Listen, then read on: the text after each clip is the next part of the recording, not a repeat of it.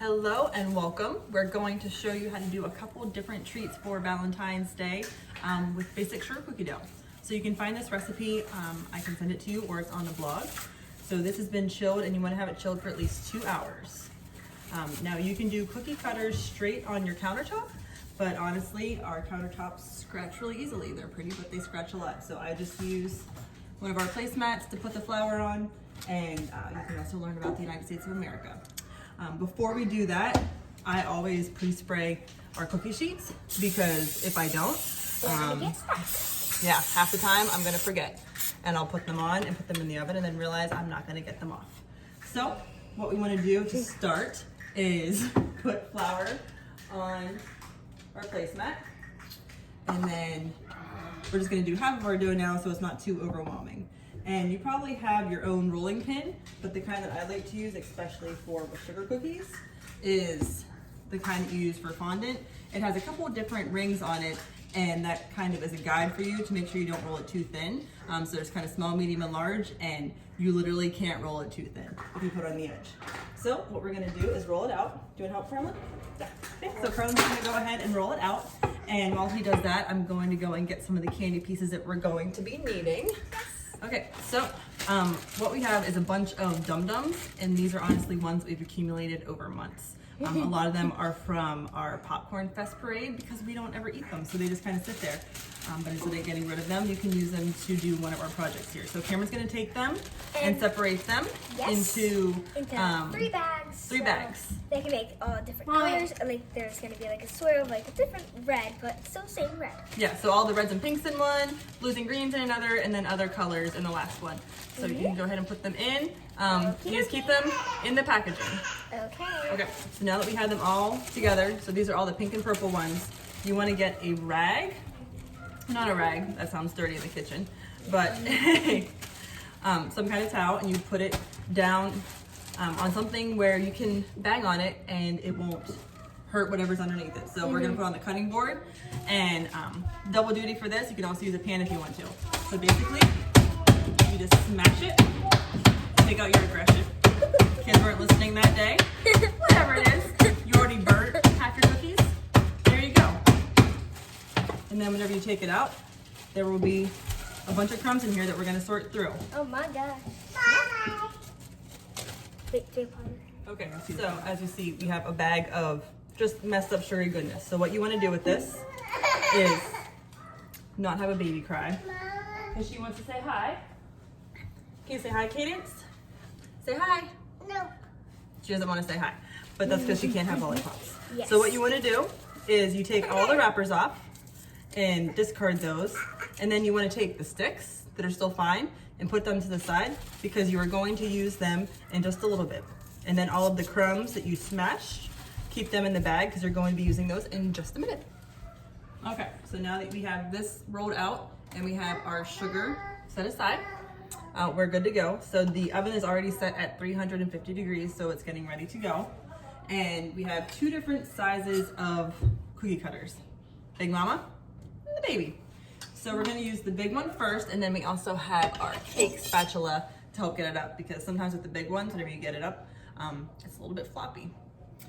So we're gonna go here and try to get as many as we can out of this big one. And then transfer it over to the pan. Okay, so, and again, we already made sure that this was very, very wet. Okay, so now that we have them panned up with the big cookies, we're going to go and take the little one and center it in the middle.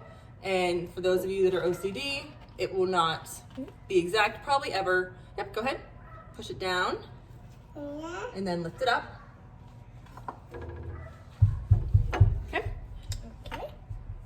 Okay, and then we're going to take out the center. And now what you're going to do when you take it out is you're going to take one of your old popsicle sticks and take out the center, and you're going to put it on the tray right next to it. And you're going to put the popsicle stick, kind of indent it down a little bit, and then you're going to take another one of the centers that you have, place it on top, and then you want to kind of put pressure on it evenly so that it makes one big sugar cookie. So you're going to do a whole tray like that. So Cadence likes that a lot too, if you can't tell.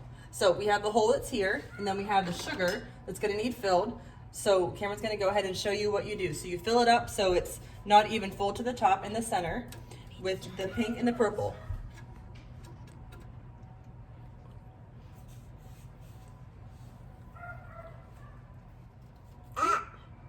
And then you can see that she continues to fill them.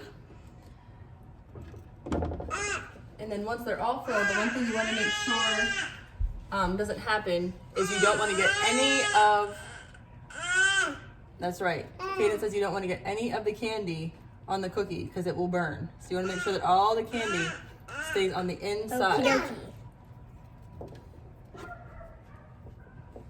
Okay, so now that we have both of the pans done, you want to make sure that your trays in your oven are set right in the middle. Too high was bad, too low, not good either. You might want to also, I forgot to say before you cut the centers out, if your dough's been sitting out for a little while because it took you a while to make the perfect hearts, you might want to put them in the freezer so then the centers pop out a little bit easier. So again, the oven is preheated to 350 degrees. So we're going to go ahead and put them in. Now they're going to be in for a total of 10 minutes, but after 5 minutes, you're going to be turning them around to make sure that they evenly melt the sugars, or else some of the sugars aren't going to melt correctly. And I'll show you what they look like whenever they come out. Okay, now the one thing you want to make sure you do is as soon as it beeps, you have to take it out because the sugar will burn and it will burn quickly.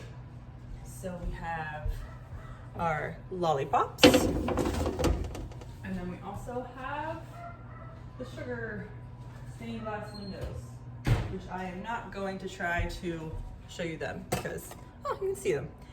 They will be very, very wet for a couple minutes. So you want to make sure you put them down and you put them flat and they are able to dry. And then whenever they are dry, I'll show you what they look like. What's that? Those are cookies. So now you want to make sure that everything is completely cool to the point that you can actually put your hands on the pan to make sure that the stained glass windows are completely cool.